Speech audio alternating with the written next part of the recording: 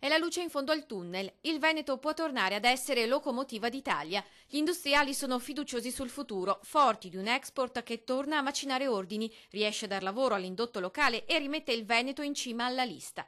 E con questo scenario a fargli da quinta il presidente del Consiglio Renzi torna sul territorio veneto, torna a Treviso in occasione dell'Assemblea degli Industriali il prossimo 10 ottobre.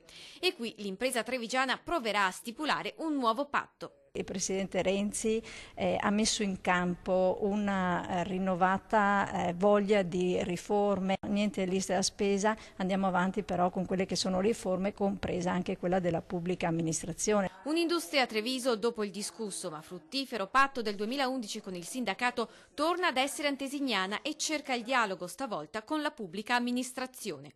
Abbiamo bisogno di uno Stato forte, noi abbiamo bisogno di lavorare insieme con la pubblica amministrazione, abbiamo bisogno che ci sia attenzione da parte nostra verso di loro e da parte loro verso di noi. Perché l'impresa veneta è premiata, all'estero in particolare, ma serve un cambio di rotta all'apparato statale. La Regione in questo primo trimestre ha mostrato un progresso sostenuto, pari a un 8,6%, facendo da traino a un nord-est ancora in balia della crisi.